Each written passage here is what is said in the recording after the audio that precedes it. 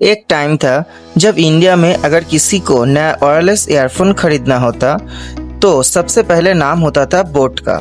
College students, office workers, gamers, gym lovers, हर जगह सिर्फ एक ही ब्रांड दिखाई देता था।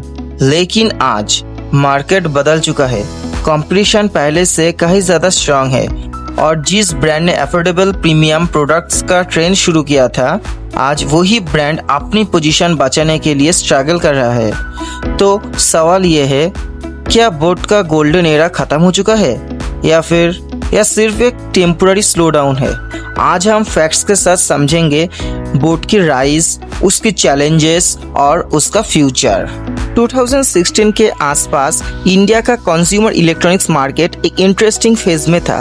प्रीमियम ब्रांड्स जैसे एप्पल, सोनी और JBL एक्सीलेंट प्रोडक्ट्स बनाते थे, लेकिन उनकी प्राइसिंग हर कस्टमर के बजट में नहीं थी। दूसरी तरफ सस्ते लोकल प्रोडक्ट्स थे जो अफोर्डेबल तो थे, लेकिन क्वालिटी और ड्यूरेबिलिटी में काफ़ी वीक थे। इसी गैप को बोट ने आइडेंटिफाई किया।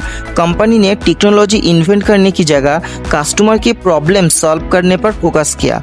अफोर्डेबल प्राइस, स्टाइलिश डिजाइन और डिसेंट क्वालिटी, ये फॉर्मूला सरप्राइजिंगली सक्सेसफुल रहा। कुछ ही सालों में बोट इंडिया के फास्ट ग्रोइंग लाइफस्टाइल ब्रांड्स में शामिल हो गया। बोट की सबसे बड़ी स्ट्रेंथ सिर्फ उसके प्रोडक्ट्स नहीं थे, उसके ब्रांडिंग थी। कंपनी हर उस जगह नजर आती थी जहां यंग ऑडियंस टाइम स्पेंड करती थी।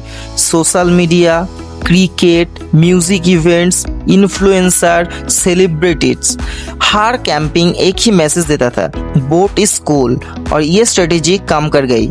लोग सिर्फ ईयरफोन्स नहीं खरीद रहे थे, वो एक मॉडर्न लाइफस्टाइल का हिस्सा बनना चाहते थे। इसी वजह से ब्रांड की पॉपुलैरिटी और सेल दोनों तेजी से बढ़ने लगे। लेकिन बिजनेस की दुनिया का एक सिंपल रूल है, सक्सेस कभी अकेला नहीं आता। जहाँ डिमांड होती है वहाँ नया कॉम्पिटिटर्स भी आ जाते हैं, और बोट के साथ भी एग्जैक्टली यही हुआ। मार्केट में नया ब्रांड्स आए, हर ब्रांड सिमिलर फीचर्स ऑफर करने लगा, हर ब्रांड एग्रेसिव डिस्काउंट देने लगा और धीरे धीरे कस्टमर के पास ऑप्शन बढ़ने लगा।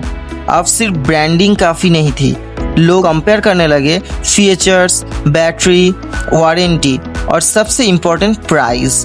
कंपटीशन इतना इंटेंस हो गया कि पूरी कैटेगरी एक प्राइस वॉर में बदल गई। एक और इंटरेस्टिंग चीज़ हुई, जिस कस्टमर्स ने कुछ साल पहले बजट प्रोडक्ट्स खरीदे थे, उनकी इनकम बढ़ गई। अब उनकी एक्सपेक्टेशन भी बदल गई। अब उनकी सिर्फ एक ईयरफोन नहीं चाहिए थे, उन्हें better sound, better software, better experience और लॉन्ग टर्म बैटरी चाहिए थी। यहीं पर प्रीमियम ब्रांड्स को एडवांटेज मिलना शुरू हुआ, क्योंकि आज के कस्टमर्स सिर्फ प्रोडक्ट्स नहीं खरीदते, वो एक्सपीरियंस खरीदते हैं, और एक्सपीरियंस बनाना सबसे मुश्किल काम होता है। मार्केटिंग किसी भी ब्रांड को फेमस बना सकती है, लेकिन कस्टमर ट्रस्ट ही उस ब्रांड को सक्सेसफुल बनाता है।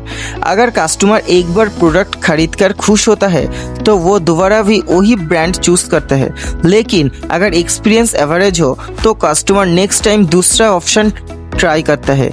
इसीलिए हर सक्सेसफुल कंपनी को एक स्टेज के बाद सिर्फ एडवर्टाइजिंग नहीं, इनोवेशन पर भी इन्वेस्ट करना पड़ता है। बिजनेस में असली चैलेंज मार्केट को जीतना नहीं, मार्केट में टिकना होता है। क्या बोट का चैप्टर खत्म हो गया? बिल्कुल नहीं। बिजनेस हिस्ट्री हमें बताती है कि कई कंपनीज डिफिकल्ट फेज से निकलकर और भी स्ट्रांग बनी है, लेकिन कमबैक तभी पॉसिबल होता है जब कंपनी मार्केट की चेंजिंग नीड्स को समझकर खुद को इवॉल्व करे। आप देखना ये होगा, क्या बोट अपनी स्ट्रेटेजी को नया मार्केट के हिसाब से बदल पाते हैं या फिर नया कंपटीटर उसकी जगह परमानेंटली ले लेंगे? आपका क्या ओपिनियन है? क्या बोट एक स्ट्रॉन्ग कमबैक करेगा? कमेंट करके ज़रूर बताना। और अगर आपको ऐसा ही डीप बिजनेस के स्टडीज पसंद है तो चैनल को सब्सक्राइब करना मत भूलना। मिलते हैं नेक्स्ट वीडियो में। Thank you.